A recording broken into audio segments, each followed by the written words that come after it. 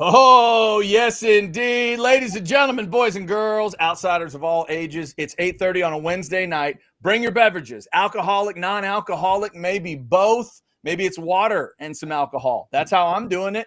We'll get to all of that. It is the Outsiders, and we're all here. We've even got a guest coming in for you seam heads. Ty Harrington's going to jump in a little bit later, talk some baseball, Texas baseball, trying to bounce back from getting swept in Fayetteville. We'll get his thoughts on that, plus a cool golf tournament you might want to be a part of. All that info is coming. Let's remind you, it is the Outsiders, brought to you by Poncho. First off, look at this Poncho selection. I'm rolling with a T-shirt tonight. Mr. Jason Dick down in the lower right, he's got one of those super hoodies on, so comfy, so light and moisture wicking.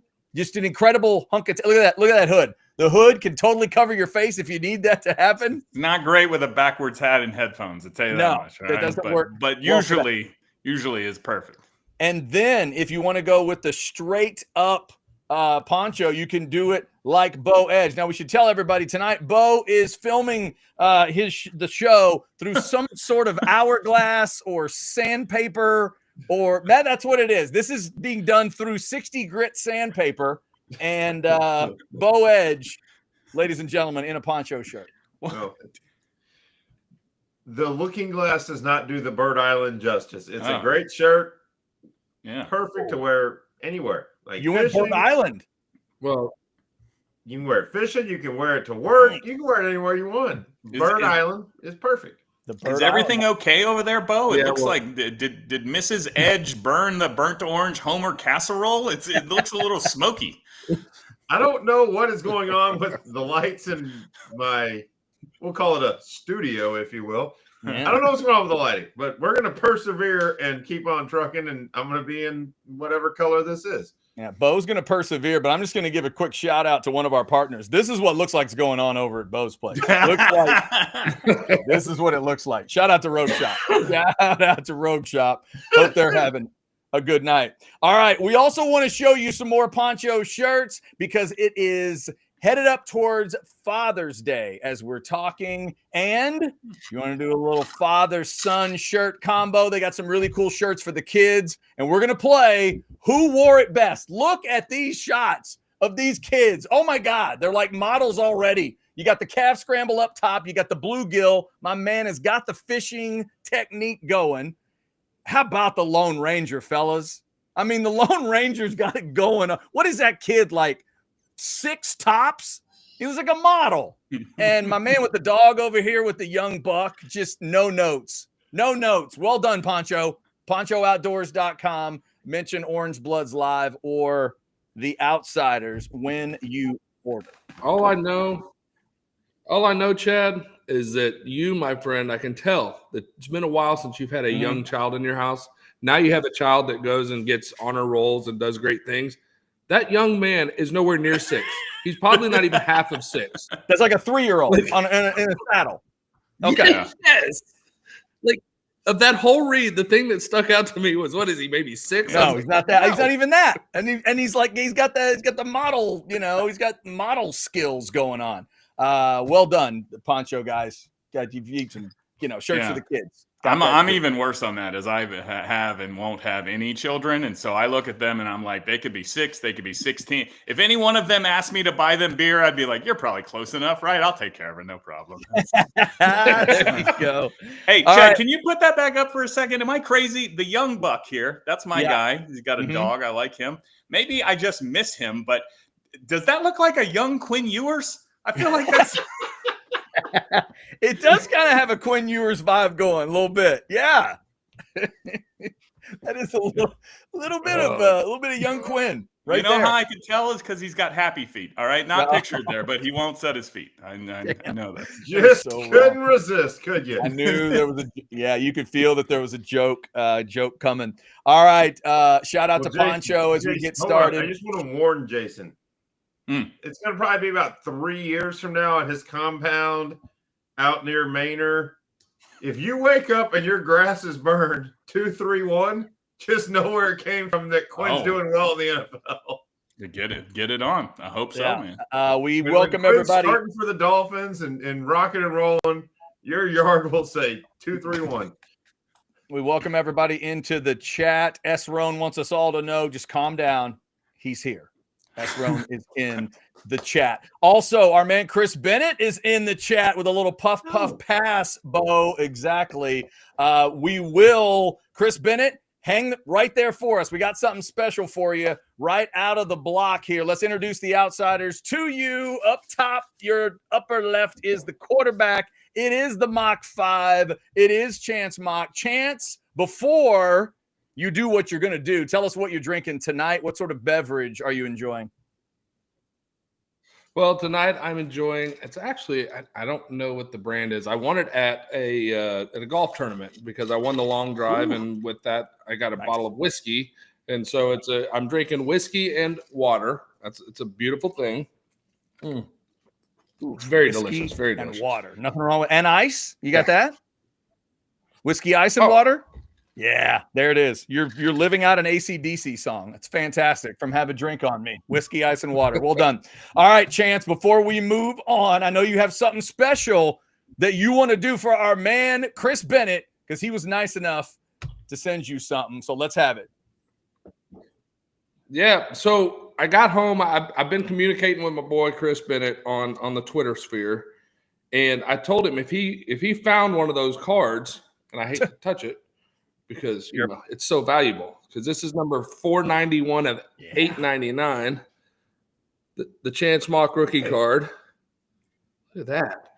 But as promised, Mr. Bennett, right here on the Outsiders. Make sure to let it properly dry, Chance. You know how this works. Oh yeah, I'm not putting it back in its case yet, Mr. Bennett. Look at that! Look at that! Beautiful. There it is. There you go. Chris Bennett. Hey, you got it. He's got a brother. Just for you, buddy. What number are you, Bo? This is 491. This is 692. Wow, goddamn. Oh, this one was made. But this one is 9 of 25, and this one is 82 of 100 or of 99. Look at that. We're completing the whole poker set. And the last one, because I got bored and went on eBay after we had the conversation, I have the black version that's out of 99. So we'll have that's four correct. of a kind of the different refractor chance rookie cards. Bo's got even rarer cards. It is a damn shame that all that smoke damage is going to destroy them. But it's not smoke. It's the worst part. I'm not even getting enjoyment. The worst part is I'm sitting there watching. There's only a limited supply of these rookie cards floating around out there. And the worst part is that I'm handling Chris's with care. And Bo goes to card shows. But notice he's holding my cards like he's dealing blackjack. He's like, look what I've got. He's got his grubby hands all over. Because the cards are in cases. Like in the case, it's safe. You're holding it with no case. That's true. Once it dries, Chance, make sure you get it in the case for Chris Bennett. Chris Bennett, we appreciate you. And Chris Bennett sends his thanks along to Chance. On the Chris Bennett front, Chris, your poncho, the Amen, came in today.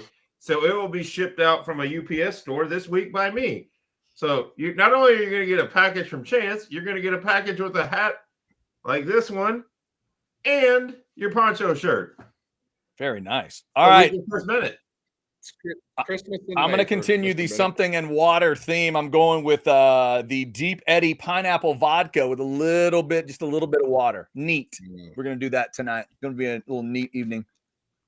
Very tasty. Jason Dick is the lower right as always. And usually he's drinking something weird. And I wonder if he's drinking something that will match his hoodie and hat. Actually, Jason Dick, what are you drinking? Not bad. It kind of does. As you guys know, we're coming to you today on a holiday. I kind of wanted a day off, but always happy to work on Siete de Mayo. Feliz Navidad to those who celebrate. So instead of going to HEB this week, I went to Mi Tienda, all right, for a beverage at Mi Tienda. This one is pera flavored. Now, because I'm very bilingual, I know perro is a dog, all right? So pera must be a female dog, and you know what they call those guys? I won't say. Sweetie? It's the Cutie? B word. Okay. Oh, okay. It's the B word. But anyway, let's have some mitiana peta in honor of Siete de Mayo. All right, there he is. Here he goes, taking a pull. How's it taste? Tastes like it's made with real B word. All right. I like that. Hey, you guys are experienced It's a real B word. All can right. drinkers. How big is this beverage? How It's a 12-ounce can. 12 ounces, says Chance Mock. Can you read that there? 12 ounce. 11 point. What does that say? Hang on. Hold on. 11.16. Oh, okay. You want 11.16? 11.16 ounces. Trump's America. Am I right? That is not. That's They good. tariffed the paras, so now they got to short me by 0.84 ounces. See, I didn't know they did that on cans. Jason, it's funny you mentioned this. Doc Hastings, the beer snob that he is, will bitch to me about certain beers that are only like 11.2 or whatever. Yeah. And he gripes and it's like, What's it's a going on here? European thing. Or it was like, anyway, Yeah. apparently they do that with beer bottles too. We're getting know. bigger and the drinks are getting smaller. What the hell? What is happening? Pets or heads are falling off. Lower left, as always, is the country gorilla, and he's in a country smokestorm. Bo Edge, what are you drinking tonight? It's just it's a great drink, but it's kind of boring compared to the Para and Bullet Rye and Coke Zero. Bullet Rye and Coke Zero. I can barely Oh, see it it. ain't that bad. Yeah, I'm just okay. See, you call him the country gorilla. Tonight, he's just going to be a gorilla in the mist. Well done. Well played. Well played, Chance Mock. I did not think of that. That is beautiful. All right. Thank you to all the outsiders for the drinks. Thanks to y'all for jumping in on the chat. Our man Ty Harrington is ready to go. We will do that after we hear from Specs. We just heard what everybody's drinking, so let's give Specs their love. And gentlemen, I'm so excited because this is the debut of this Spec spot, at least for me. I've not played it yet on a show. It's kind of fitting that it will first play on an outsider show, because if you've been watching these Spec spots and think to yourself, yeah, but Lisa doesn't play beer pong, pay attention.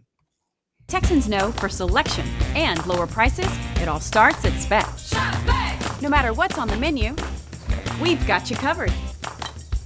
With all your favorites on tap, you'll bring home the win. Special occasion? Flirt responsibly.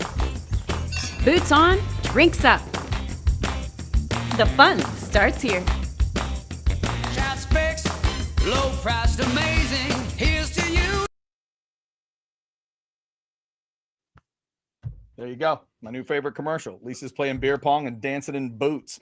Shout out to Specs for bringing us the Specs chat. All right, gentlemen, we have taken that long to say what we're drinking. It's already the time when Ty Harrington's supposed to join us. So I think we should probably have Ty Harrington join us, because otherwise we're just being rude and he's just sitting there. So we should probably talk to Ty Harrington. Yes, we agree? Yes? Okay, yes. Absolutely. All right, let's talk to a great man, a great Longhorn, and a great guest. It is Ty Harrington. You know what? Hang on. Hold on. Let's go convo style. Let's get him in the box. Let's get it. Hey, he is. Come on now. What's up, Mr. Harrington? Gentlemen, how are you? Man, we're doing good now. Yeah, I got to say, look, I was listening just a little bit. Number one, Specs has one of those catchy commercial songs of all time. And anytime I want to convince myself I need a bottle of tequila, I usually start singing it to myself and head that way, which is my drink of choice tonight, by the way. And because I did catch most of y'all's, I couldn't really see Bo. It looks like he's stuck in a Cheech and Chong band or something. I couldn't see him.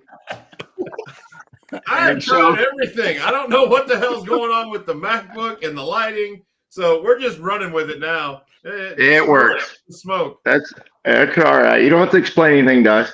And so it's all good. Now, he tried everything. He tried everything at Rogue Shop. That's what he did. He tried all the products all at once. It's a Rogue Shop room, I guess, today. Yes. It's brought to you by Rogue Shop. Ty Harrington, what's going on in your world these days? And I tell you what, work and play and man, I just started a brand new industry. I'm a commercial insurance business now. And for Marsh McLennan, it's been great. I work for a great group of people, and it's been fun. I get to partner with Quan Cosby, who you guys all know, Nice. and on a lot of work. And that part of it's been really fun. And the play part is doing the baseball games, doing some TV stuff and radio, more TV than radio this year, ironically. Well, even though I was told I have a face for radio, I have transitioned over to TV a little bit more. And so that's the play part. And then I will make you jealous tomorrow. I'm playing golf at Escondido with clients tomorrow. So yeah. If that's the play part too, by the way. I don't know if y'all, if that's the play, but that is. And so it's all good. It's baseball time of year for me. So I'm busy and it's fun and enjoying every piece of it. All right, Bo, I know we're going to talk some hardball and some golf with him, but let's start with some hardball. What do you got for Ty? Well, I was going to start with, if you ever go for 18 holes with Mr. Jason, it won't be play. It will be work, and it will take a long time for you to navigate that route. How dare you? How dare you? You know what? I'm going to cut the line now just because you did that, Bo. Bring a machete, bring a weed whacker if you're with him, bring a snake repellent. You'll need it all. Let me ask you this, all right? As somebody who's also sort of in a transitionary career phase right now, I'm into whatever. What is it? Commercial insurance. I'm into some sort of gig where I get to take clients to the golf course. And be as honest as you can here. Is it a problem if you suck total ass at golf? Can you still take clients on the golf course and shoot 100? You can always shoot 108 and buy drinks. Oh, okay. and then you're good. And or you can shoot 108. Pay for golf and buy drinks. Yeah. And then nobody really cares at that point in time. I accept the position. Yes. Yeah. Plus, Jason, they'll all feel good because they'll be way better than you. Yeah. It is an ego booster. Well, if you're gonna shoot 108, it also depends on where you're gonna shoot the 108. That's always gonna be a big piece of it as well. Oh, right. It's true. Yeah, that's gonna be fair. That's fair. So, before we get into the conversation about Texas baseball, let's tell everybody about your event coming up June 9th at UT Golf Club. And I know it's a cause near and dear to your heart. So tell everybody what it is. Yeah, so it's Coaches versus Cancer golf tournament at UT Golf Course, June the 9th. Obviously, it's got a lot to do with, the advocacy of cancer and information and knowledge. And it is they've had this organization for a long time. We've only had the golf tournament for 3 years. Rodney Terry is still going to participate. And I'm excited. Coach Terry's an unreal person. And this is something that's dear to his heart, like mine. He's had to deal in his family with cancer before.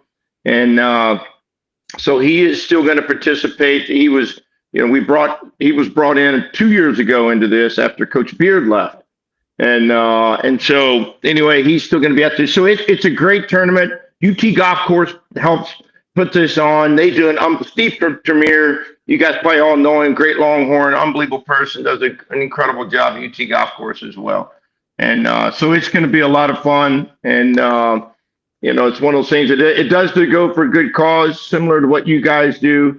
And you guys are all tied up in a lot of different benefits and help and to other people and different ideas and thoughts that people need and different advocacy. And so, it's going to be a lot of fun. It's June 9th, and you can come on you can look on their Coaches versus Cancer website. Bo, I pass it on to you as well. So if you want somebody's interested, you can pass it on as well. But love to have as many people come out there as possible. You got my team's getting signed up tomorrow. Sometimes I like it. But the person that actually is cutting the check for it had to do all the signatures and stuff like that. But we're getting one turned in tomorrow. You can scan the QR code right there on the screen. Hit me up on Twitter. If you want to play in the Coaches vs. Cancer Classic, just let me know. It's going to be a hell of an event. So I appreciate you putting that out there. Yeah, and also I can see somebody already scanned the QR code. So let's do this. I'll just leave that QR code up. Plus, this format right here is really slimming. I like this slim box kind of thing we got going on. So we'll stay with the slimming mode. Jason and I were particularly appreciating that right now here on the left side. We like the slim face look. So let's leave that QR code up if you guys want to scan it for the event on June 9th. Who's got a baseball question for Ty Harrington tonight? Well, I got one, Coach. I'll start. My good friend Vincent Sinisi and I, we were actually heading down to baseball practice on Sunday, and his buddy David Pierce is down at Rice. But I want to know, you for so long were involved with having the 10, 11 scholarships and having to space that out amongst 35, 40 kids and the attractiveness of it. I think Rice is going to 22, 23, something like that. I think Texas is going to 24, 25. How much is that going to help? I mean, take NIL out of it. Just the ability to pay for these kids to come to school.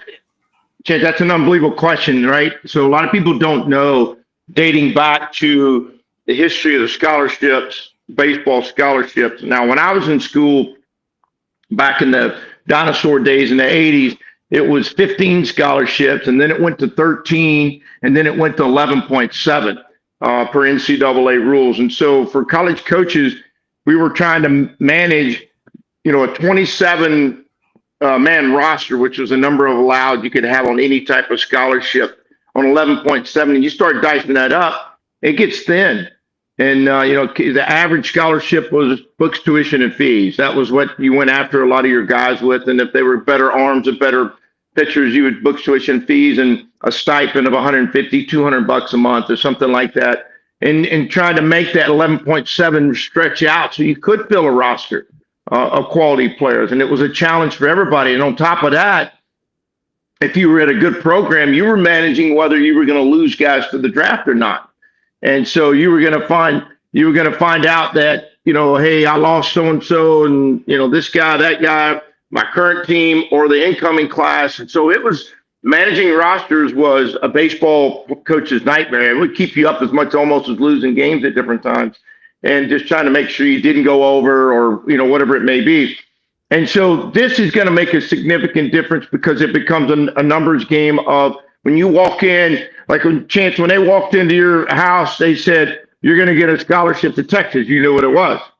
You knew it was a full scholarship, right? So now it's going to give the coaches an opportunity for the most part, to walk in and go, hey, you're going to get a full scholarship. And look, and to a parent, I know this sounds crazy, but what I'm about to say, I think you guys would agree with because y'all are about to deal with it more if you ain't already. By the time your kid gets the opportunity to play in college baseball, think about the amount of money that your family has spent chasing you around nonstop. And no offense to select baseball and all the above. So the idea of some type of financial reward at the end of it would be awesome for those who would get a chance to have a full scholarship to get their college education paid for. So I do think it's going to make a significant difference. I think it's going to be I don't know it's 100%. The conferences are going to dictate the total number each can have within their conference, I think. And then of course the max I think you could have is 30. I think it's 30 or 35. I can't remember exactly how many now. But I don't think any of the conferences are going to. And so I think it's going to make a significant difference for the baseball, college baseball.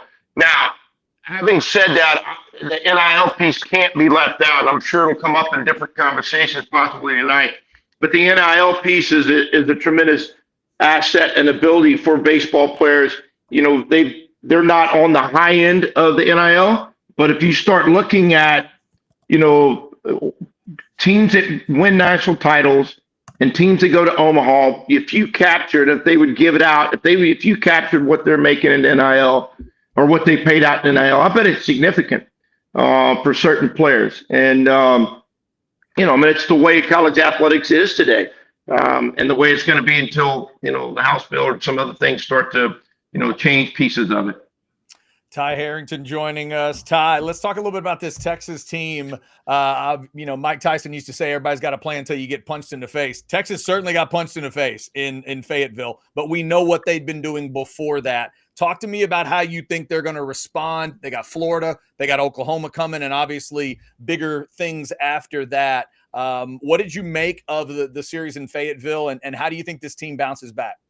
Well, let's start with the Arkansas series. A lot of it is Arkansas. A lot of people thought, including myself, on paper. This is on paper. That doesn't always mean that it translates to real. That they had a national championship roster, or a national championship type roster. University of Arkansas does. So the idea that you get beat in Fayetteville by a team that a lot of people thought had a golden or a real opportunity to be in Omaha and compete for a national title is probably the best way to put it. Is part of it too. I think they ran up against a really, really good Arkansas team that had lost 3 series in a row, and they were pissed. And they were pissed, and then they were pissed that Texas was coming to their ballpark too. And so I think there was an extra motivation involved. I think there was a lot going on. I think also part of this, and this is something that some people don't probably, I think everybody recognizes, but it's hard to really understand. When you lose your number 1 pitcher, and which is what Texas did when they lost Spencer, when you lose your number 1 guy, it is really hard to bounce out. I mean, it is a challenge. Now, they did it in the A&M series, but if you go back and each game in the A&M series was such a thin razor win. I mean, there was so many one way or another. They could have gone one way or another on those games. But I think that was part of it now is that, Spencer wasn't there at Arkansas too, on the power side of the arms. And I do think that's going to, it can cause some issues, for Texas. You can't say you lose your number 1 pitcher and still think that it's the exact same as what you had. Can somebody step up? Yes. Can they still win 100%? Can they still be a number 1 team and an Omaha team? Yeah. But the reality is, I think all that just kind of culminated into one weekend. And I think it's the SEC, for crying out loud. I mean, look, one of the greatest statements was ever made to me, and it was, and Jim made it. Of course, Schleislingo made it. He goes, look, it's a power conference. It's power arms, it's power at the plate, and it's power defense. And each of those segments of the game, these league plays it at such a high level that if you go through the statistics, excluding Missouri right now, but if you go through there and you statistically run through there and look at these guys, it's ridiculous, the power numbers they run. And one of the biggest differences, and Jim said this too about the SEC. He was talking about his first year at A&M. He said, we're in about the 3rd series of the year. We're playing Auburn at Auburn on a Sunday, and usually by Sunday your pitching and your bullpens are exposed. You're either regurgitate going back to the guys you had on Friday, trying to hang on for 3 outs at a time or whatever it might be, trying to piecemeal the last 4 innings of a series together. And he said, Tom's sitting in the dugout, and they roll a guy out there who was 93 to 98 with a splitter, and we couldn't touch him. And he was like, that's a different than what the Big 12 was. That's different when you get to a Sunday and you still see it. And every weekend when you watch these games, and I'm fortunate enough to get to see a bunch of them, it's 93 to 98 off the mound with power breakers. We're talking about 83 to 86 mile an hour sliders. And then on top, I mean, it's just almost ridiculous the type of stuff it is. And then you look at the homers, if you look at Florida stuff, they're closing in on 100 homers. Arkansas crossed 100 homers last weekend. And so Georgia had already gotten there. So it's just the powerful conference. You're going to lose some games. You're not going to go through this league unscathed. That's not going to happen. Bo, we did get a super chat for Coach Harrington as well. But before that, you want to get one more in? Well, no, I was going to say, hit the super chat. Then we can tell everybody about the golf tournament one more time. We don't want to impose too much on Ty Harrington. Okay, we will do that. He's got 2 jobs and fun, and he can't spend the whole damn night. When I'm about to show Jason I have a better energy drink than him. Speaking of fun, Coach, this is a great way to end it. And our man ATX Bates for $4.99 wants to know, Coach, funniest moment you've had during a game in which you had to be coach and couldn't laugh, but you wanted to? No, I don't know. Oh, man. You got to keep it serious, but you want to bust out laughing. You just can't do it because you're the skip. Oh man, I mean, well, all right. So I'll keep it. I'll give you the PG version.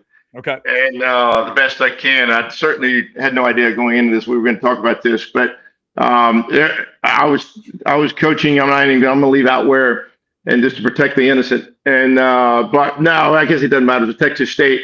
We were playing at a game on the road, and there was, they had the kissing cams and all that kind of stuff that go around some of these ballparks, and they showed this couple up there making out on the kiss camera and all this kind of stuff. I thought it was kind of cute, all this kind of stuff. So the camera leaves the couple that it wasn't that far up into the college stadium because they're not big like the pro stadiums, and they kept making out. They kept going at it. And so one of my players, and this is in like the 7th inning when they do all these kissing cams historically, and I was just kind of standing there, and it was a tight game, and as a coach you're all serious, and you got your grumpy look on your face, and you don't want to say anything, and the guy that was one of our better players, and I am going to leave that piece out, the guy who was one of our better players walked up, and he was like, "Coach, do you see that girl up there?"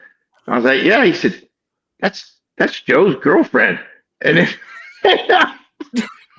one of the guys on our team, I said, "What?" He goes, "Coach, I'm just messing with you, man." But he was going on deck. And I remember turning to him, I was like, "What?" And because Joe was the guy that was on the mound for us. And I was just kind of like, and he goes, "Coach, he said, Coach, I'm just fucking with you, messing with you." And then we grabbed his bag and got on deck and got ready to go ahead. And so I'm sure there's a lot of other ones. That was just the recent at the end of my career that probably comes to mind that I probably could even share. Hey, that's good. All right. Chance, thank you for that. Kiss cam. You want to? June 9th, right. UT Golf Club. Wow. Coaches for Cancer. Scan the QR code right there to get more details. Hit me up on Twitter. You can hit Quan up on Twitter because I'm on Twitter, but I don't ever say anything. I don't trust myself after 8:00 at night to put anything on Twitter. So I just leave it. It's probably best for me and everybody that knows me and my kids that I stay away from it. It'll be a fun event. Thanks for coming on, Coach. Guys, thank y'all for having me. Look, I will tell you this last thing. I know everybody gets tired of me saying it. College baseball is the best it has ever been. It is the most exciting it's ever been. Everywhere you look, you can watch it. It just keeps growing and keeps getting better. And the product that college baseball is putting out there is absolutely incredible. Please go and enjoy it. Turn it on, watch it as much as you can. Take your kids to it. And if you've never been to Omaha, Nebraska, load your ass up and go and take your kids and everybody with. It's one of the greatest events of all time. So, gentlemen, thank you guys for having me. Hook 'em. Thank you, Ty. Appreciate it. Ty Harrington is one of the great guys in general, but certainly one of the great guys to talk baseball anywhere. I'm going to give Chance an ego boost with his boy Vince Sinisi. When I bought his cards, I also got the Vince Sinisi first-round draft pick autograph card. Chance, yours was 3 times as much. Wow, look at that. And again, this one was 3 times less than yours. Oh. Shout out to that Coaches versus Cancer event. If you want to go back to the interview and some people just got it though. Check out the you can check out that Whataburger Jason now because his was 11.7. Like whatever's on his camera is making his like the shine. Lonnie, and maybe the camera's playing Twix, but this one's a 5.6. So it's half an energy drink. 5.6. I was just about to say you look like Andre the Giant holding that sip. I guess it's supposed to give you an adrenaline rush and then crash 30 minutes later. I don't know. Oh my God. Okay. All right. We do have a Mach 5 Top 5 coming up, but right now we're going to let Bo enjoy that beverage, let everybody take a breath here, and let you hear from Covert Ford. Here we go. Hi, I'm Kimberly Covert, and since 1909, the Covert family has been committed to Austin's community. For 116 years, we've grown with Texas, driving progress, building trust, and serving the Austin community. Whether it's the all-new 2025 F-150 or the versatile 2025 Ford Maverick, we're here to help you find the perfect fit, just like we've done for generations. At Covert Ford, it's more than cars. It's about family, service, and a legacy of trust. Visit Covert Ford.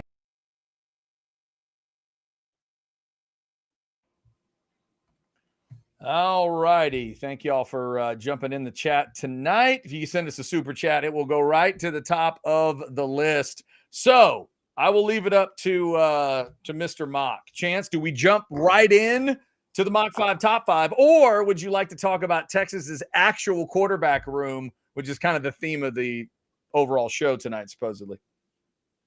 What do you want to do? No, I want to talk about the Mock 5 top. You do. Mock 5 top 5. Is that even a question? Yes, that's why I asked it. I was just double checking. I want to make It is sure. to Matthew Caldwell. Matthew Caldwell wants to know what you think about him being a backup quarterback. Well, Matthew's going to have to wait because it's time for Mock 5. Top 5. It is presented by Integro Construction Services. Hang on one second, Bo. I'm going to find that. There it is. Bo, tell them a little more about Integro and what they can do for them.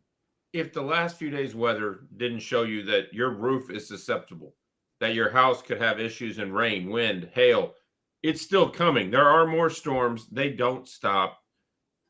Integro is the licensed distributor here in Central Texas for Go Nano, the best of the spray-on nanotech technology. They are the gold standard. That's why you don't hear about them as much. They don't have to do elaborate TV ads. Those in the industry know about nanotech. Period. Point blank. Integro is the one you want to do it. It's less than the cost of your deductible to have it sprayed on. It has a 15-year warranty. It can sustain up to 150 miles an hour winds, hail, sun damage. Protect your roof, which protects your house. Give them a shout. 755-6569. Or scan the QR code, Integro Construction Services. And before we leave this shot, we would like to be very clear. Integro would like you to know that they cannot help you with a sandstorm that occurs inside your home. That is not what they do. That is not what they do at all. It's Mock 5 top 5. Okay, look, we're going for a Star Wars theme, and you just freaking blew it. It was a filter. That's what it is. It's just a filter. That's it. A Star Wars filter, kid. That's what it was. All right. So, Chance, we are going to something very close to your heart tonight. Anytime we talk quarterbacks, I know that is close to your heart. Tonight, in honor of what Texas did this week, some were surprised. A lot of people were surprised that they added a quarterback to the room. Didn't feel like something they needed. Sark thought it was something they needed. So they grabbed the guy from Troy, Matthew Caldwell. The Mock 5 top 5 is your 5 favorite backup quarterbacks of all time. Chance Mock, who you got? All right. See, I feel like this one's going to have a lot of debate, though, because some of mine, most people would not consider, or some people would not consider a backup, but that just adds to the debate. So number 5, they made a movie about him. He made us cry. His wife had gray hair while he was still playing in the NFL. It's Kurt Warner. That's number 5, or that's your first out? That's 5. No, that's number 5. Kurt Warner. Okay. I'm my first. You were the first out. out. It's Chance Mock. Okay. Honorable mention. Yeah. Mock 5 picks himself. That's fantastic. Yeah, that's right. I'm the honorable mention for greatest. Hey, you know who's got Chance Mock at the number 1 backup quarterback spot? Mike Leach did. God love it. Rest in peace. Mike Leach had Chance number 1 because one night that backup quarterback beat his ass. Anyway, Chance, go ahead. Well, and then Chance showed him number 1. And then that's true. And then Chance showed him the number 1. You know, the bird. Yeah. All right. So getting on to it. Number 4, he is a Buffalo Bill. At that time, I did not like him because of what he did against my Oilers, but Mr. Frank Wright. Frank Wright, great quarterback, great backup. Number 3, also at one time was a Buffalo Bill, and he really embodies the heart of the Buffalo Bills. If you go to your meme section of anything and you type in Buffalo Bills, you will see one, Mr. Fitzmagic, Ryan Fitzpatrick, with his bare chest and his beard screaming into the Buffalo night. It's a beautiful thing. Back-to-back Bills? Okay. Shocker. Yeah. Number two has a nice Austin connection. His family are the establishers of one Eddie V's. Oh. Mr. Bulls. Mr. Nick Foles, backup quarterback, takes the Eagle to the Super Bowl. Not only gets to the Super Bowl, I believe he won Super Bowl MVP that game. Yeah. If I'm not He mistaken. had a sweet-ass nickname, Big Personality Nick. Yeah, exactly. It is, of all the reps to have, that's a big one. That literally. Oh, pun intended. Yeah. And man, I hope he thanked that teammate of his for spreading the rumor, because it was one teammate got that going and then it took off. Well, but Chad, what makes it stick is the fact that nobody disputed the premise. Yeah. So right? everybody that's asked about it, nobody's like, "Oh, that was just a dumb nickname." Everybody's like, "Yep." So it was a collaborative effort. Absolutely. You just keep the legend alive at that point. All right, Nick Foles coming in at the number 2 spot. Chance Mock, who's your favorite backup quarterback of all time? Well, this one is near and dear to my heart because it's very close to me. But my own personal backup, Vincent P. Young, is the greatest backup what a of all backup. time. What a backup he was. My goodness. Why is Jason Dick smiling so widely there? Jason, are you excited about this choice? Look, as I've explained many times before, I have nothing but love for the great Vince Young and what he did for me on January the 4th, 2006. He's going for the corner. He's got it. Vince Young scores. I don't know what you guys are all talking about. I love Vince Young. That's my guy. This is your opportunity then. I mean, Chance puts him all the way at number 1. Is there any adjustments you'd like to make to the Mock 5 top 5 tonight? Who was number 3, Chance? I can't hear two. Number 3 was Fitzpatrick. Ryan Fitzpatrick. That's a good one. I do like Ryan Fitzpatrick. Well, this is tough because I don't really want to eliminate any of these guys. I was going to say if Kurt Warner.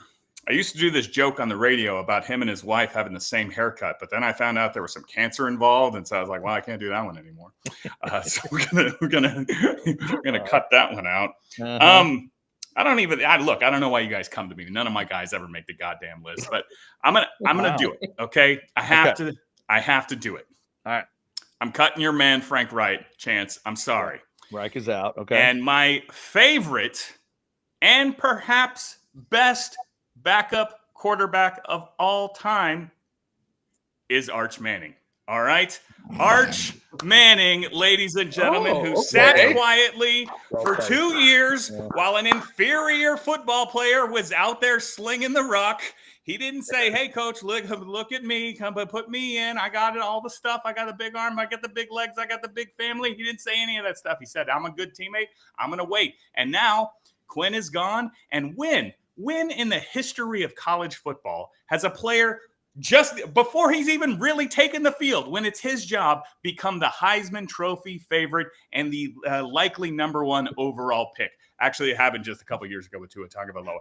But other than that, it's never happened in the history of college football. So I am putting my man, Arch Manning, on the list. Interesting. Arch Manning sliding into the number 4 spot instead of Frank Reich. Bo Edge, now you look at the top 5 favorite backup quarterbacks of all time. Any adjustments you need to make? Yes. What do you want? Great story. Wife's cool. He's a good analyst, but he made his bones beating the Titans in the Super Bowl. Kurt Warner is nobody's favorite backup. Trent Green would be loved more than Kurt Warner. Okay. We're going opposite of that. We're going with the guy that I loved it when he was the backup because I wanted the other guy starting. He made terrible cookies. Major Applewhite. Wow. Because he should have been the backup, and every time he was in, and I was happy with that. There is such a Texas flair to this thing. I almost feel like I need to get Fitzpatrick out and some Longhorn connection or Texas connection guy into this thing. My God. Cheers! As Major has entered the discussion. All right, let's take a couple of throw a couple of chats in here because I like this one. Big Cheddar is thinking the way I was this week. Greatest backup quarterback of all time's got to be Tom Brady, right? I mean, Big Cheddar. There's no fun in that. There was that game right before Drew Bledsoe thought he could run, and right before Mo Lewis damn near killed him. Tom Brady was a backup. He was that backup from Michigan. And then everything – Aaron Rodgers, legendary backup, certainly. Yeah. Throw him in. Yeah, but see, in my mind, I went with guys that when you think of them, you think of him as a backup. Like that's what like when I think of Tom Brady, I don't Nick think Foles. backup. Sure. When I think of Aaron Nick Foles Rodgers, is the perfect example of what this list actually is. Like, because Nick Mhm. Foles, by and large, was a career backup. If you'd have thrown Jeff Hostetler, who won one with the Giants when Phil Simms was out, like those are true backup moments. Yeah. Like guys that ended up. Right. who beat my What Bills about in the what Super about Bowl, you? by the way. I can't believe. What about Doug Flutie? The Well, Bills for were sure. insistent on Rob whoever. Doug. Yeah, Rob Johnson. you got Doug. You got little Doug Flutie over there, and they're insisting on Rob Johnson. That is solid. They were selling Flutie Flakes at the little Are Wegmans you guys, down the road. any of y'all old enough to remember Steve DeBerg? Like Steve With the Steve Bucks? DeBerg Yeah. was everybody's backup quarterback for a while, I think. And he was on 19 different teams. That's a solid backup. Now, as a Cowboys fan, I know Jason Dick will agree with me. Jason, there was a period of time where I don't know if I ever loved a backup quarterback more than I loved Tony Romo. Look, my God. I was just going to say, I don't even believe that Tom Brady is the best quarterback ever to replace Drew Bledsoe, because Tony Romo is my favorite quarterback of all time. Not for real, my favorite football player of all time, maybe. Not for anything really that he did on the field, other than I never had to watch Drew Bledsoe play football again. Okay? I swear to God, during his Cowboys tenure, Drew Bledsoe would have lost a foot race to every lineman on that team. Okay? He's the slowest individual I've ever seen play quarterback in the NFL. And so I was so happy when Tony Romo took over. Yeah. All right, hang on. We're getting good. We're getting some good names in before I make the ultimate decision here. Dave Craig has been mentioned. He was a backup at one point and then became a starter. This is another good one. Jason, are you old enough to remember these days? Steve Berline? A little bit. Little bit of I mean, Steve I know Berline? who he is, but yeah. A little bit, yeah. Little Clint Longley. That's even further back. That's far, Larry. That's too far back for even me. That's way back there. So Jason, you went with Arch Manning. Yeah. You know who I was going to go with before I went with Major, because that just seemed like a better play? I was going to go with my guy Quinn, because he's a backup now. Yeah, he is a backup. Now he's definitely a backup. Josh Johnson, good call, Chris Bennett. He did play for like 20 of the 32 teams for a while. I think Josh Johnson got brought into the NFL by John Gruden when he was with the Bucks, because I think John Gruden was trying to see how many quarterbacks he could put in one room and just kept feeding them in. They had like 6 one year, and I think Josh Johnson was one of those. It's a good call. Good call. Steve Young, that's another one. This to me, Oh. Chris Bennett, this is like the ultimate backup quarterback of my life. Steve Young. But Yeah. he ended up making it to the Hall of Fame as a starter. So he's like, Right, but when you back up Joe Montana and you literally move, you're so good they moved Joe Montana. Like the monkey off your back. That moment was pretty right? damn good. Yeah, exactly. Oh, I just thought of one. What do you got? I can't believe we haven't mentioned this. Jonathan Moxon. No. Give it call. a 10. A 10. All right. 10. Lance is over there on the sideline hobbling around on crutches. All right. well, and that's just because we all know Mox was supposed to be the starter. The coach just didn't like him. Yeah. Like, I it think wasn't that that's, Lance was so good. Mox was better than Lance. He had the oop-de-oop, but he didn't have the coach. I think that's Peter Gardier oop-de-oop. throwing the football in that movie too, right? I Anybody? Can we get research on that? I'm pretty sure don't it- want your life. I don't want your life. Greatest bad sports movie of all time. Varsity Blues. There's nothing touches it. I just want to say that movie came out my senior year of high school when I was an all-state quarterback, and the 2 quarterbacks, Lance Moxon, might rhyme with somebody y'all know. Oh, okay. All right. Not bad. Not bad. Bernie Kosar. Wow. Hey, Jason, can you stick a needle to pop the balloon that his chances had today? It's like, That is nice. That is beautiful. We got Bernie get Kosar. some football cards in the mail, and all of a sudden they're naming movie characters after him. Rick McIver. Oh, now here's a good one. Big Chet is bringing up one of my favorites as a kid. Growing up as an Oilers fan, I was always partial to Cody Carlson. Come on. Baylor Bear, Cody Carlson. Heck yeah. Oh, I love Cody Carlson. I thought you were going with his pick of Matt Nordgren of more reality TV fame than being a backup quarterback fame. Nordgren's a good call. Nordgren's a solid call. That'd be very good as well. Shout out to Cody Carlson, easily the football player I think of when I think of like early bald guys. The guys that went bald, like he was going bald at Baylor. Do y'all remember when Cody Carlson was at Baylor? He looked 57 years old at Baylor. It's crazy. But he was Warren Moon's backup for, I think, 12, 15, 20 years, it felt like. Ryan Leaf as a Cowboy. Oh, my God.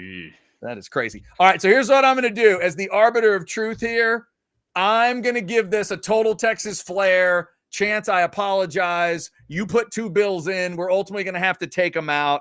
I love Fitzpatrick. I do. I love him. I love the beard, love the whole thing, but I got to find a way to get Romo in here. We're going to do like a Texas feel for all 5. We're going to go Major at 5, Arch at 4, Romo slides in at 3, Nick Foles at 2, and the greatest favorite backup quarterback of all time is Vince Young. There it is. There you go. There's your backup quarterback list. Here's another good one. This list is killing Steve Jason, Walsh. by the way. Steve Walsh. You're not old enough for this one, are you, Jason? This is what? I've never seen Steve Walsh play. I know that name, but no. You know, yeah. And you know what, Larry? This is probably if I was putting this list together, I would have to put Danny on the list. Danny, yeah. By the time I came along, Danny turned from backup to the guy, but Danny White just always kind of had that feel, that doubted backup quarterback vibe to him. So I get it. And when you're the backup to Roger Staubach, you're like the ultimate backup. So there you go. All right, let's see. Here's a weird fact. Chris Bennett, are you trying to mess with us? Trent, I'm assuming that's Trent Dilfer. Ravens quarterback started as the backup in the 2000 season. You know what? I think you're right. You know who was? Hang on, starter? hold on. 2000. Who was the star? Joe Flacco. No, Tony Banks. Elvis Grbac. Wow. Elvis Grbac? Another guy who was. It might have been Banks. They were both there about the same time, but I think it was Elvis Grbac. That's a good one. And Bo's delivery there was great. Like Chad's like getting into it, making guesses, and Bo's just like Elvis Grbac. Damn it! Curses. It was my John Wick moment. You speak in a precise tone. Very good. It was very good. Chris Bennett trying to just start fights on the chat. Danny White better than Romo. Chris, we don't have time for that right now. Chris Bennett, we really don't have Take time. it easy, buddy. How about this in the NFL real quick? 2 more names to throw in. Colt McCoy and Chase Daniel, both career backups for 10 plus. Yeah. No. Well, Luke Get them McCown. checks, man. Luke McCown. Producer Chris Bennett says it was Tony Banks. Is that right? I thought that's okay. Yeah. See, there we go. Tony Banks. Sweet John Wick moment, Bo. Hey, once you kill them with the pencil, they don't get the rebut. They don't all have. I thought that's what it was. I'm just so excited that Chris Bennett is there to be our fact check guy. It was Elvis Grbac in 1999. So fine, So shoot close. me. So John Wick style. So close. All right. Thank you all for jumping in the chat tonight. Real quick before we leave. Okay, we got that one done. Real quick, Jason, they want to know what you and I think of George Pickens to the Cowboys. Do you have thoughts? I love the deal. Some of the Cowboys haters in my life were getting at me today about how the Cowboys are making the Jerry's messing it up again, and he's a total head case and blah, blah, with 3 touchdown receptions last year. I'm like, listen, man, total head cases are our bread and butter. All right. We were winning the Super Bowl while Michael Irvin was stabbing his teammates in the neck with barber shears, and Charles Haley had his dong out in the film room. All right, head cases win rings, so that part doesn't bother me at all. But the thing is, I mean, even if it's a risk, it's a low. It's the cost was. I mean, what was it? A 3rd round, and then we've flipped 5th and 6th. Like we get them for basically nothing. Yeah. So let's go. Well, Yeah. As a non-Cowboys fan, I don't know. You have to absolutely be a moron. And I have some moronic moments. We've all seen some of them on the show, although sometimes I'm vindicated, like the pale male incident, because that's what they were called in chat. Yeah, baby. Backup. But Pickens is a guy that was picked in the second round, was a viable number one for Pittsburgh, just with no quarterback. He made Russell Wilson look good. He made Justin Fields look good. He will be a great Robin to CeeDee Lamb's Batman, because Pickens' biggest problem is separation. Like, he's great he catches a lot of 50-50 balls. He has speed. He is a possession guy. He just doesn't free up from the corner really well. Well, he won't have to when he's not getting doubled. So your only problem with Pickens, and for a fifth, who the hell gives a damn? Pickens wants money too, and the Cowboys don't have none. So it's like, you traded for a guy that was, the reason he's getting traded is because he wanted money that they weren't going to pay. So now you can't. That's right. We, the Cowboys, got plenty of money, okay? It's just Roger Goodell says we're not allowed to give any more away. But look, man, the NFL salary cap is made up, okay? Voided years, all this gambling money's coming, all right? Like, when Dak's $60 million is going to look like nothing in 2 years. Yeah. Okay, Jason, let me give you a little inside info, because as people might know, I am married to a Steelers fan. All right. So I watch a decent amount of Steelers football, because my wife and I both love the NFL. We'll watch some football. I dig Pickens. I dig this move, and here's why. George Pickens, in my opinion, might be the greatest receiver in the NFL at one thing: catching the ball outside the numbers. This dude outside the numbers makes some of the silliest catches I have ever seen. One hands, two hands, barely get the feet in. How the hell is he going to do that? Dak Prescott, listen to me. Go buy buckets. Go to Home Depot or Lowe's and buy as many buckets as you can find and line them up outside the numbers and see how many of them you can hit. When you panic and Pickens is outside the numbers and you throw to him, he will catch it a lot. That's why I'm excited about it. Well, let CD handle everything in the middle and let George Pickens go outside those numbers, because that's where he rules the NFL. It's crazy. Well, this is why I like this move, and I agree with what you said, Chad, but I love the move for this reason. When Pickens had problems last year, it's when he gets bored. It's when he's got a quarterback that can't get him the ball, and he doesn't want to run routes, and he ends up walking around on the field because he's annoyed with the guys around him. That's not going to happen going forward. He's got a quarterback that's going to do well. He's got cover with CeeDee Lamb that he's going to be able to be in that wide receiver 2 spot. I think it's a great pickup. I think the issue is, like Bo said, like, the dude wants money. There's a reason for it. But, I mean, for what the Cowboys got, I think they killed that trade. There you go. Esrone, thank you for asking that one. We appreciate you. Let's see. Oh, good Lord. I haven't even read it yet. ATX Bates sent a super chat that begins with "gonna get weird." Before we get weird, let's see if Jason can tell us a little bit about Star Ranch. There was a joke made earlier about Jason's golf game, but there are no jokes when you're talking about Jason at Star Ranch. It's nothing but seriousness, Jason. Yeah. Well, look, here, let me tell you something weird that happened to me on Saturday. I was playing at Star Ranch. Hadn't been out there in a while. It's looking great, man. We're in the, 20 days of spring that we get. And so the course, always in great condition. The fairways are lush and look great. The greens rolling true, everything in tremendous shape as always at the golf club at Star Ranch. But we were on that hole right there. Is that 15, Bo? That little baby par 3. You could say like the signature hole. It's got a sweet ass waterfall and water hazard right there. And guys, this was the weird part. We had a 5-skin carryover on the line. Okay. Now that's weird because I never go 5 straight holes without blowing it. And so we had a 5-skin carryover on the line. My buddy Chase had hit one to 6 feet, and I was like, "Oh, this is basically over." And then I get up there, 108 yards, gap wedge, and I just pure the thing. Okay, I just hit it. I was like, "This is going to be my hole-in-one moment. I'm going to get 5 skins. I'm going to the flip chase the bird, and we're going to do it."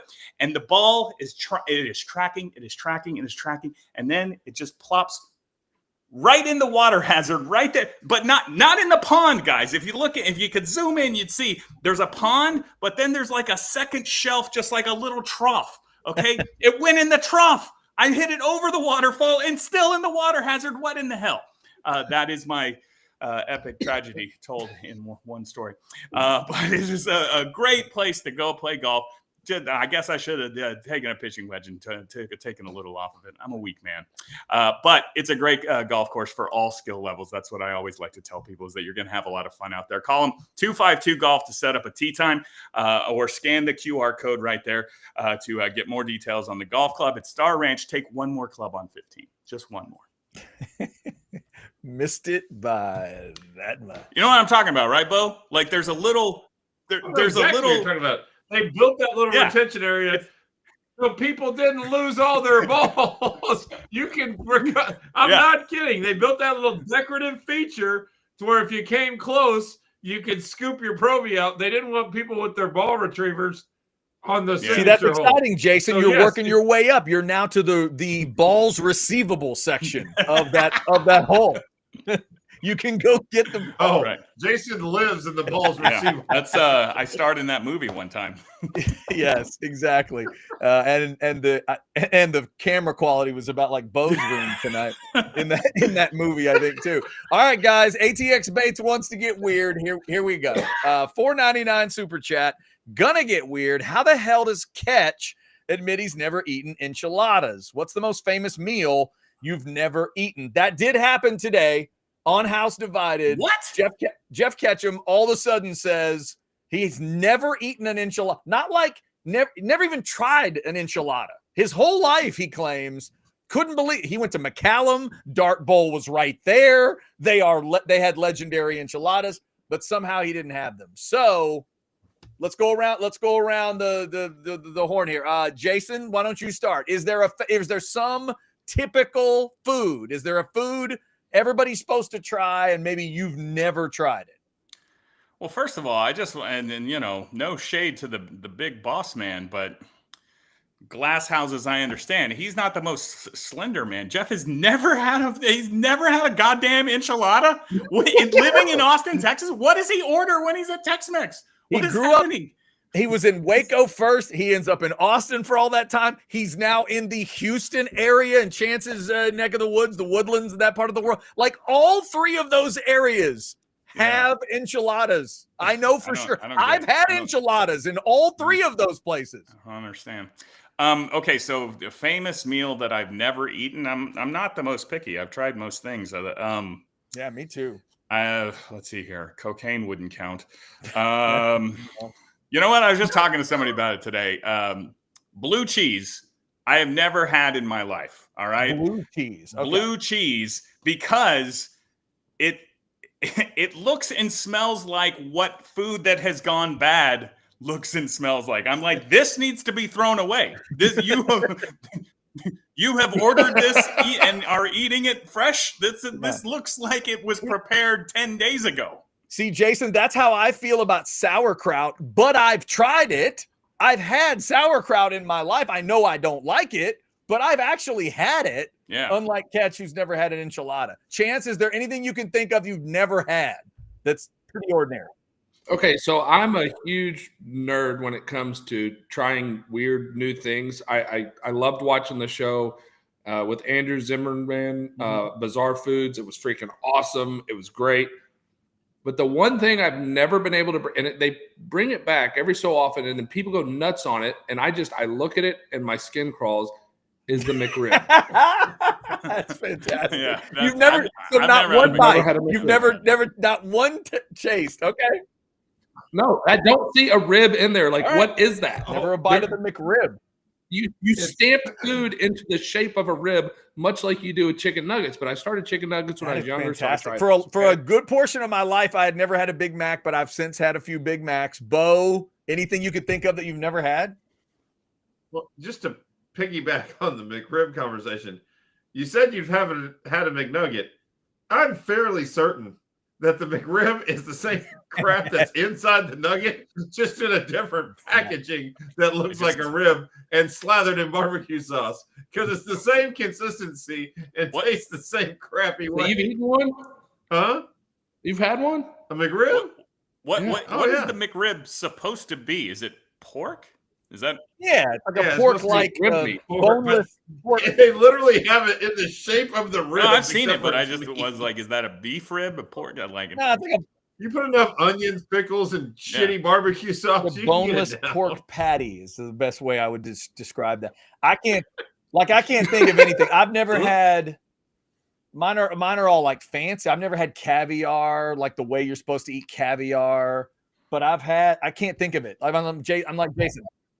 Have y'all all had Yes, love it. escargot? Love it. It's Delicious. It's a good. Every Absolutely. time I'm on a cruise, It is. Chance, it's the one of my go-tos. I get as many orders of escargot as I I know can. what it is for me. Oysters. You never had oysters? You never had Never- oyster?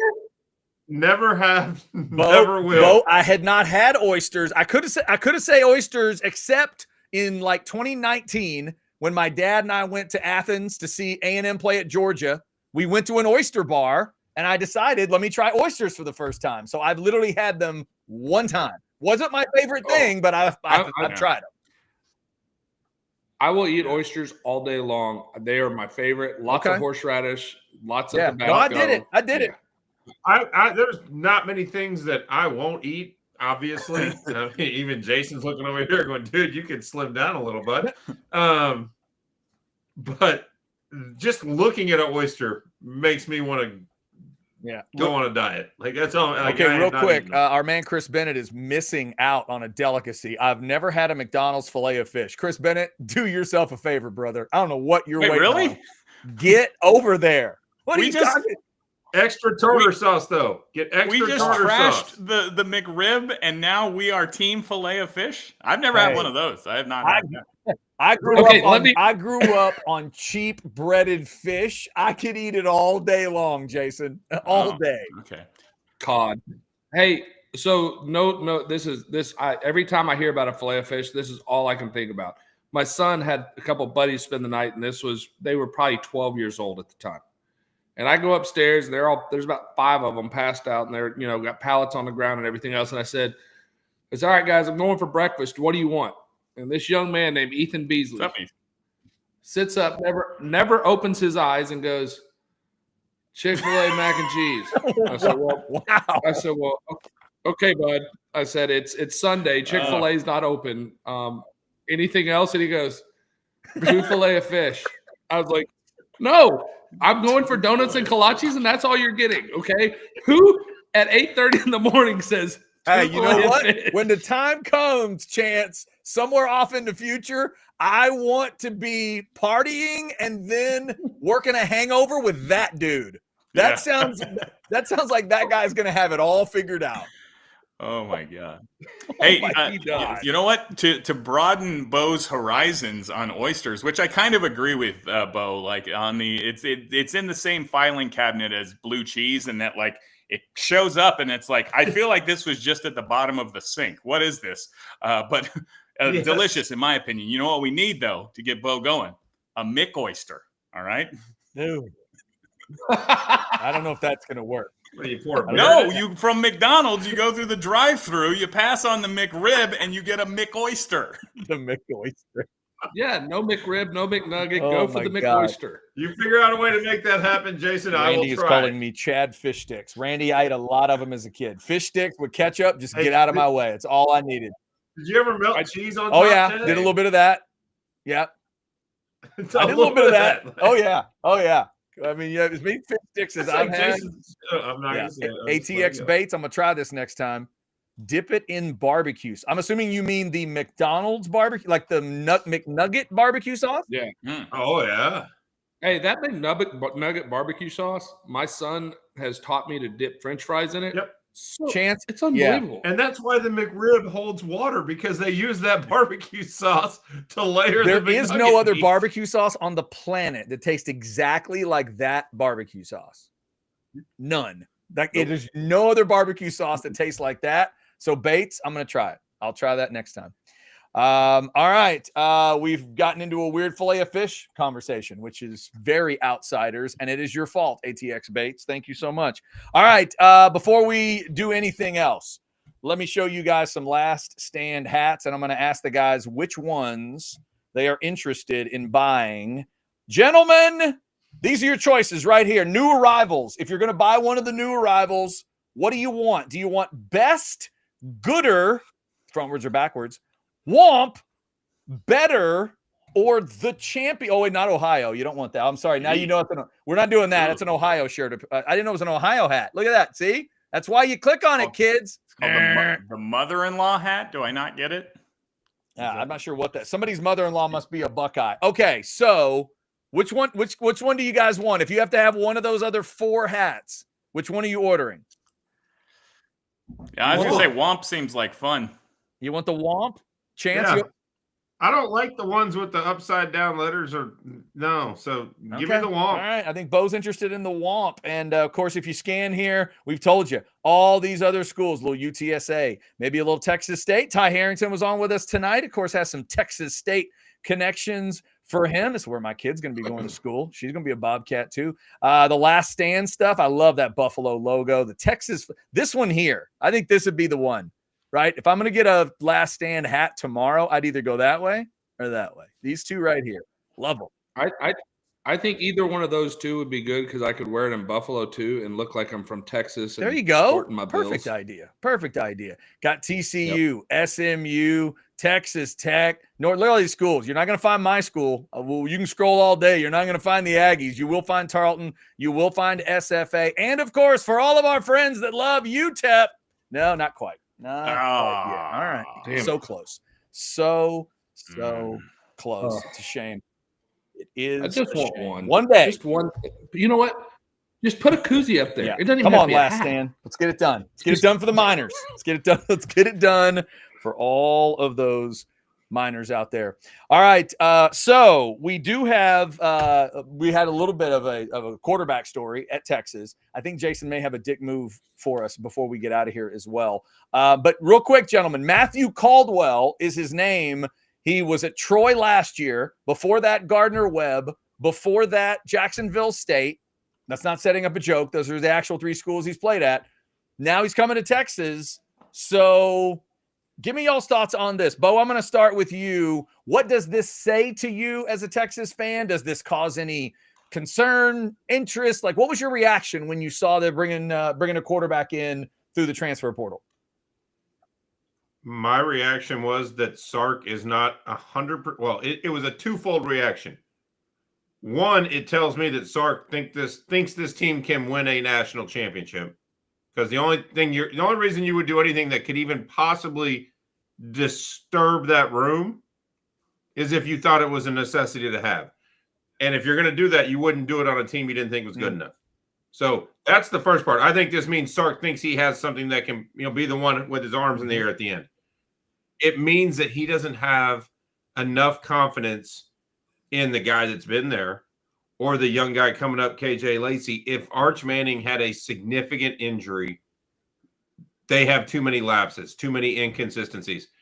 Nobody's going to confuse Matthew Caldwell with an NFL quarterback in the future, but he's a guy that started numerous games, has succeeded, has played in big moments. So say Texas is 6-1 and Arch goes down and new guy comes in, whichever one of the QBs, I'm not differentiating, loses the next game. And you can tell the team is lost. Like, you just need the guy that can come in and get you a game or two. That's this guy. And he's a runner. And that's what that way you could bring him in theoretically in packages in some weaker games. So Arch doesn't have to run. Almost like Arch did for Quinn, different levels of ability, but it's a need that they can fill. It tells you that the guys in the room right now didn't do enough to take that job away from a guy like Bo. Did you see Jason's face when you said Arch goes down? I thought he was coming after you there for a second. Jason, well, no, he didn't mean it. Obviously, it was hypothetical, Jason. He didn't mean it. Yeah. He didn't mean it. Yeah. Arch goes down on the 1 yard line after a 34-yard scramble, then hops up and sneaks it on the next play. All right. Watch your mouth. Cheers with my Watch your mouth. Cheers for my Alani Tallboy here. Oh my God. So Chance, give me a quarterback's thought on this. Because when I heard the story, I'm thinking, okay, this is clearly a message to Trey Owens.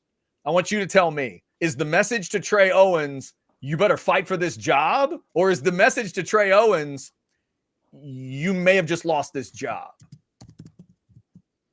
I think it's probably more on the latter, to be honest with you. I don't think, to Bo's point, and I was very similar to his thought. I thought, number one, that they don't trust what they have behind Arch. I don't think it had, you got people on X going on and saying, Arch isn't looking something. Like, no, that's not it. It's that back. And I think it's more of you needed to go take this. You've been here for now a spring and a half, and you've been in camp. I'm not sure that you're the guy. So I'm going to go get the guy that is the guy. Like Bo said, like, if God forbid something happens, you can't lose everything because your backups go in there and, for lack of a better term, shit the bed, right? So he had to go get somebody. And I think it's a direct message to Trey Owens. You had your opportunity. We've got to go a different direction. Doesn't mean he's not going to be able to compete for it.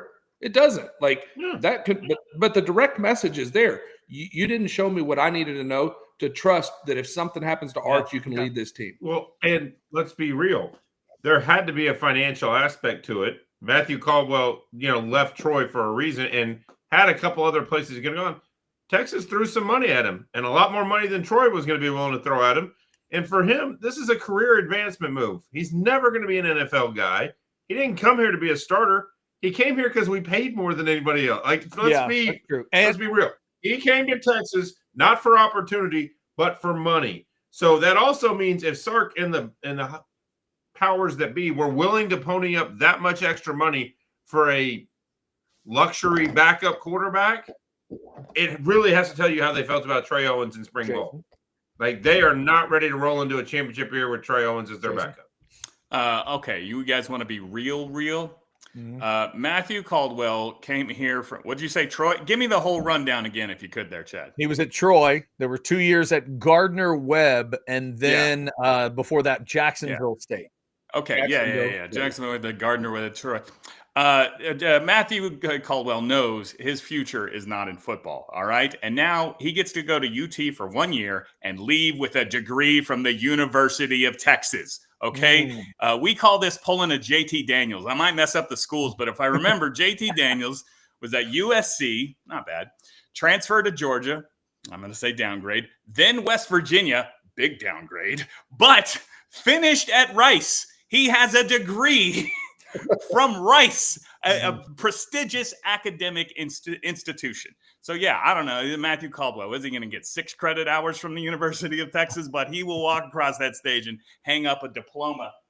I got one somewhere over there from the University of Texas. Good on you, young man. That's fair. And don't even talk about any of this if we need him, okay? Arch is like Deadpool and Wolverine combined, all right? You can't hurt him. That's right. And by the way, to clarify, Chris Bennett, not Jackson State, Jacksonville State, not pre-Deion.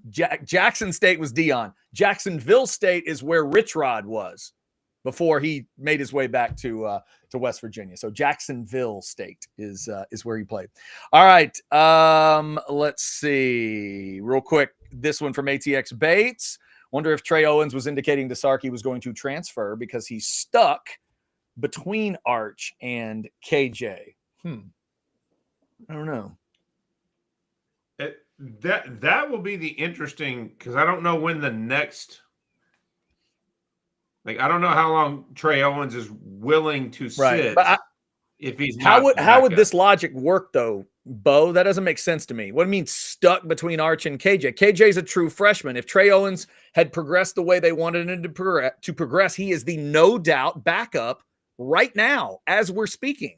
Like, if KJ Lacey has passed him, that's on him. No, I think what the texter is saying is that once Arch is gone, KJ will have ascended. By that point, he will. So he doesn't believe that he's ever going to get the chance to be the starter. Okay, so he means stuck behind, like it's Arch and then it's KJ. He's insinuating that what if Arch is here for 2 more years or 3 more years?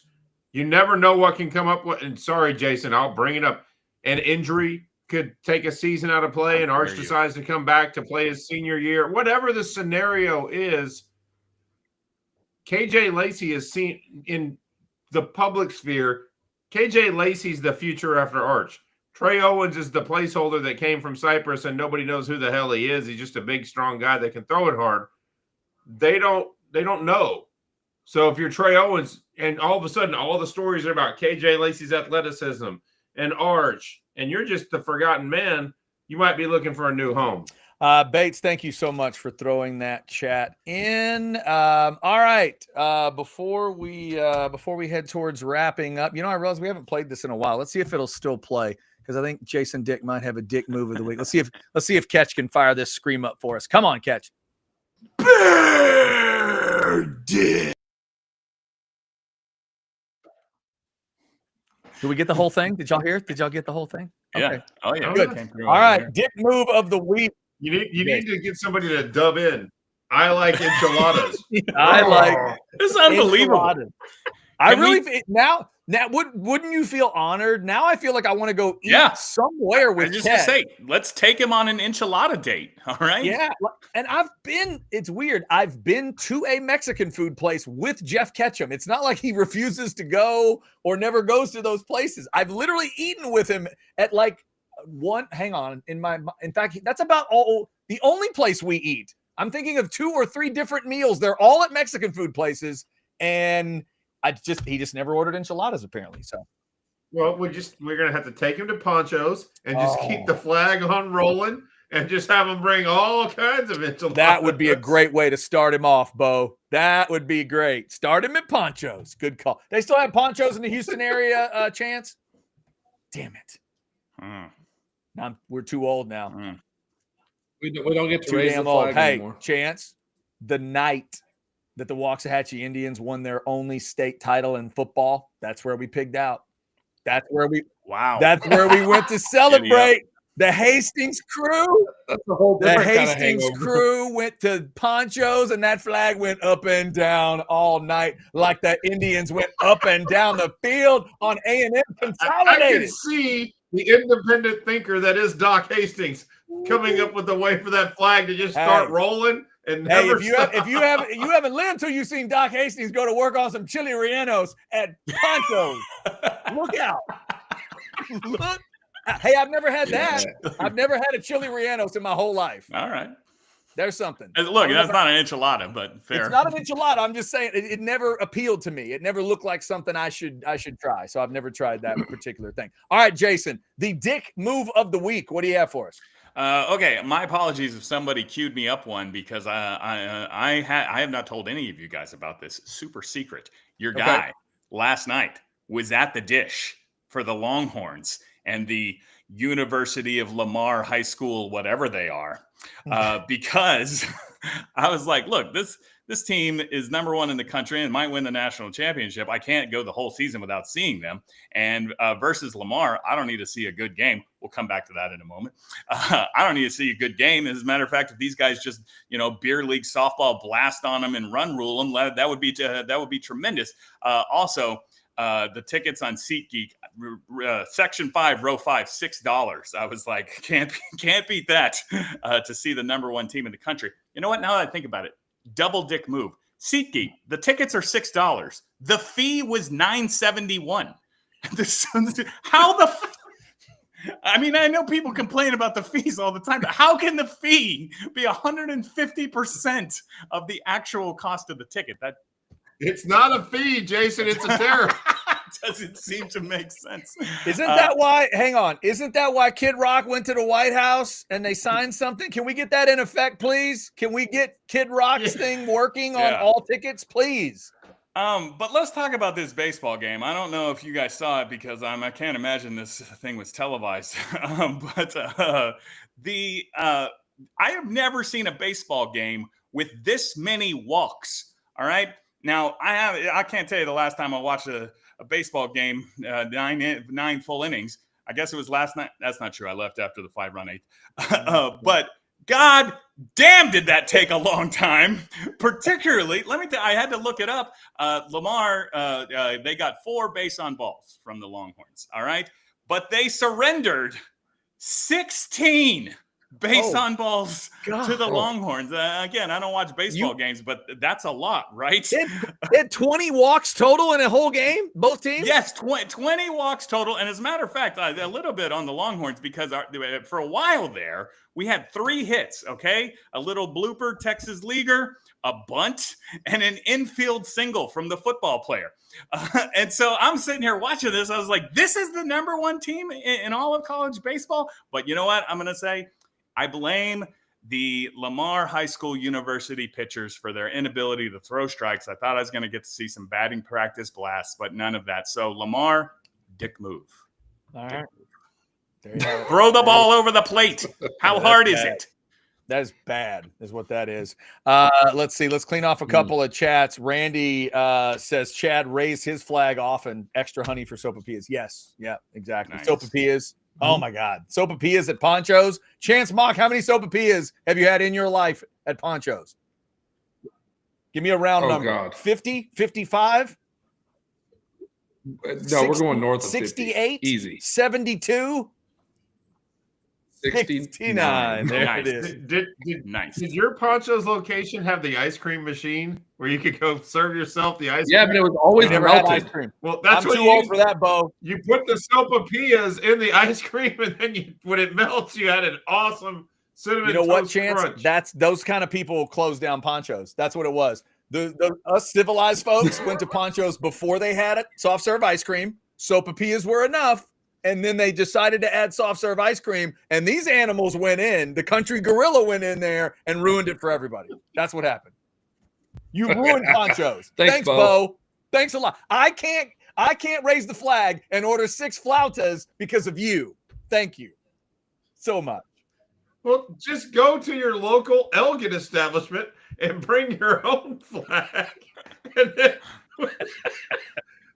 the waitress is going to think you're weird. I'm going on Amazon right now. Can you buy a Poncho flag? That would be, dude. That's Chance, if you can up. buy one, you should take it to every Mexican. How awesome would it be to recreate that at your local Mexican food restaurant? Where you're like, I got a flag. When I raise Chance, what's your place where you go have margaritas and karaoke? Los Cucos. Los Cucos. Can you go if you find a flag, order it, and then take it into Los Cucos, and every time you get a marg, just run the flag up. When the flag goes up, refill. Dude, I'm telling you. Yeah, it's bad. I had my brother and a buddy of mine would eat so much at Ponchos, they would literally never put the flag down. We'd have to make them put the flag down. We're like, guys, put the flag down. No, man, by the time I get halfway through this, they'll look over and see that the flag's up. Yeah, maybe that's what it was. Maybe that's who ate them out of house and home the whole time. All right, let's see. One other chat I wanted to grab, a nerdy one from Chris Bennett. Chris Bennett says, by the way, Chad, Thunderbolts was phenomenal. Chris Bennett, I thoroughly enjoyed it. My daughter thoroughly enjoyed it. Friends of mine went and took their kids and thoroughly enjoyed it. I'm happy for the Marvel Universe. I thought it was a really, really good movie. So I agree with you. I thought it was really, really good. Florence Pugh's awesome. All right, let's see. Here's another. Okay, ATX Bates want to give some love to Pop. $1.99. End of an era. Coach Pop, a.k.a. El Jefe. Thank you with exclamation points. ATX Bates, thank you for throwing that in. I'll give Pop his love, even as a Mavs fan.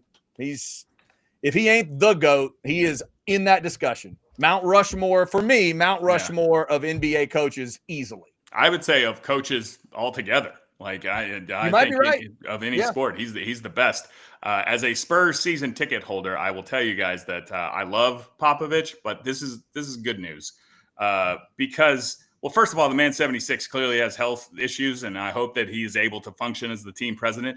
But there's just sort of like an undercurrent of uncertainty if he were to keep coaching, just being like, is this the last year? Is he going to coach 5 more years? How long is he going to coach for? I'm glad they didn't go hire some big name. I'm sure this guy was handpicked by Pop and it has been vetted with Wemby because every decision the Spurs make should be about making sure Victor Wembanyama plays there for 15 years, not one contract, and then goes to New York or LA. Yeah, that's a good call. Good call. As a non-Spurs fan, I hope Wemby leaves real soon. Wow. How dare you? ATX Bates, thank you for the I think Wemby is going to become a free agent to Dallas because Dallas deserves some good to happen to them. So as soon as Nico Harrison gets fired or leaves or whatever his dumbass does, the new GM, his first big move will be to sign Wemby right when he's a free agent. All right, awesome. Chance, I might need you on this one. I feel like you might be the only one that knows what Alan's talking about. Alan shoots out Casa Bonita. Chance, you know what I'm talking about? Yes. You guys have those in the Houston area? Absolutely. We did. I don't. Oh yeah, I think we're long gone. We went and we would hit the one up in Dallas. I can't remember what part of Dallas it was in. That place was.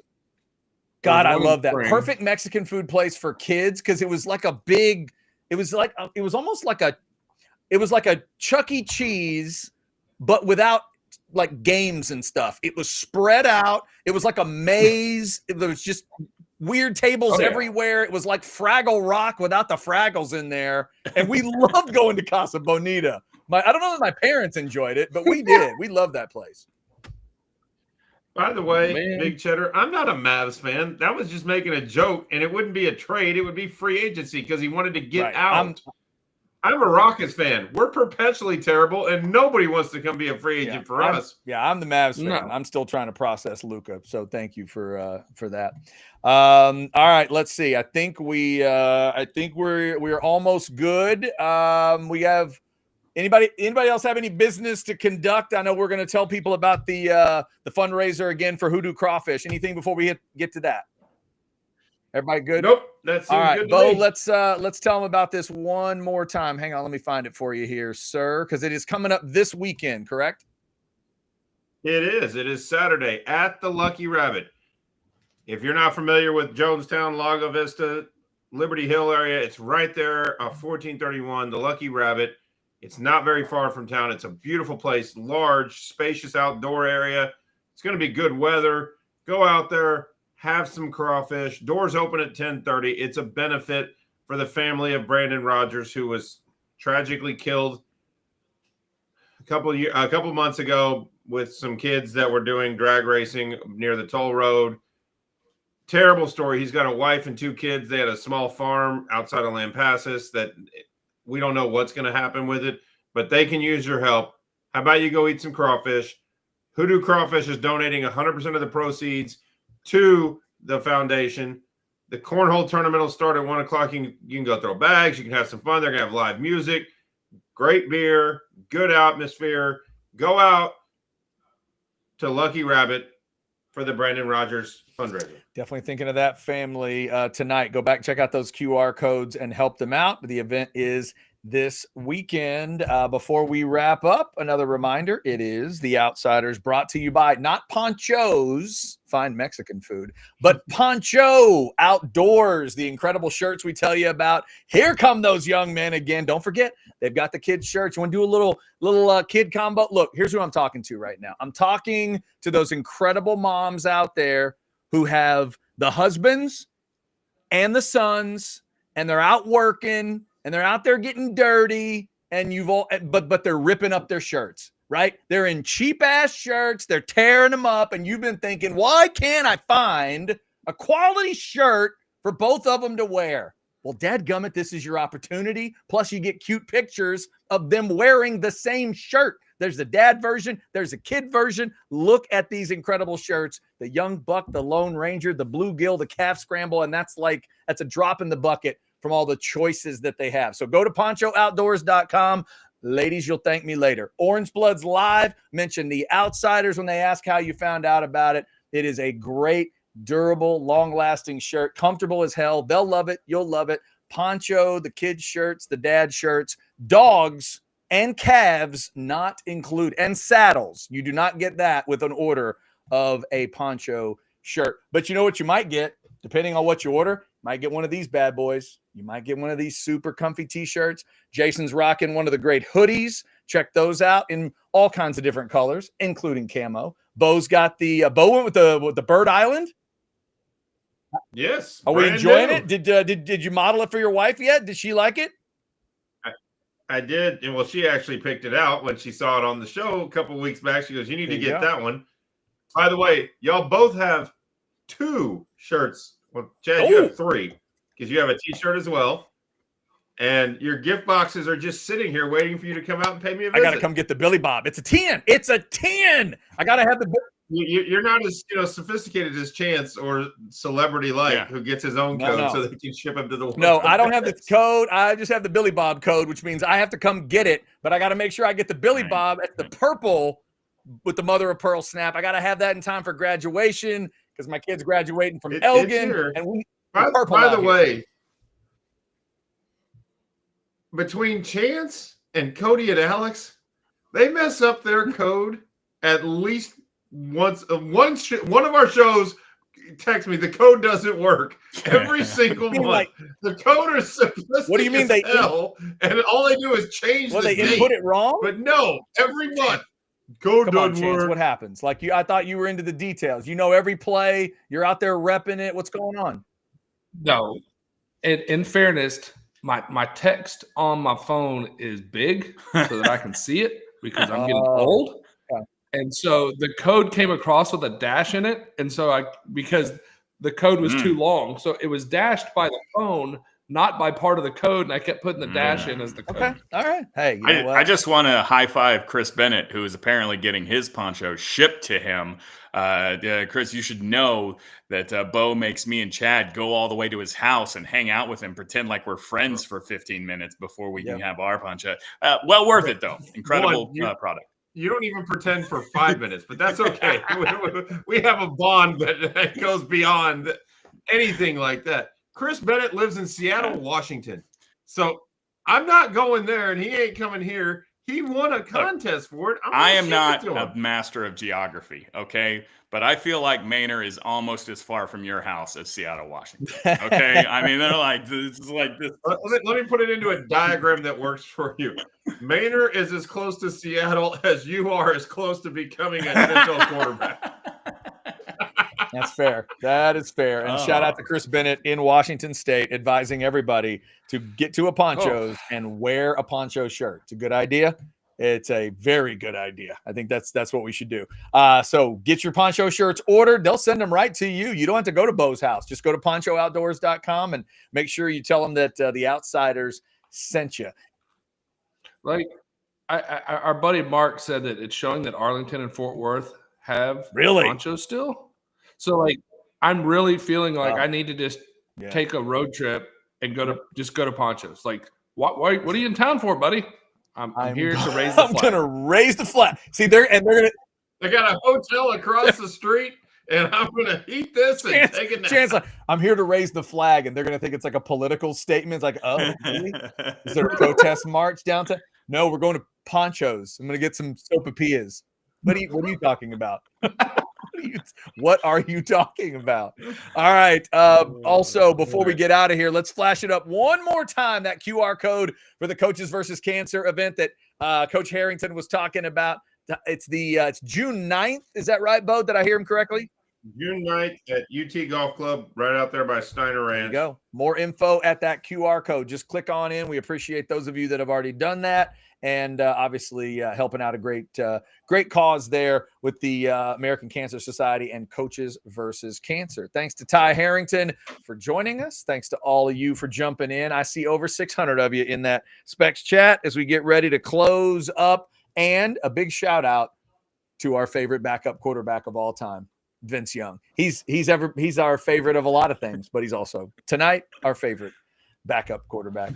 That comes from him. VY that wasn't from us. I did validate it, but only because I didn't want to say no to him. All right, y'all have a good week. Thank you for liking and subscribing and getting your notifications and jumping in the comments and all that good stuff.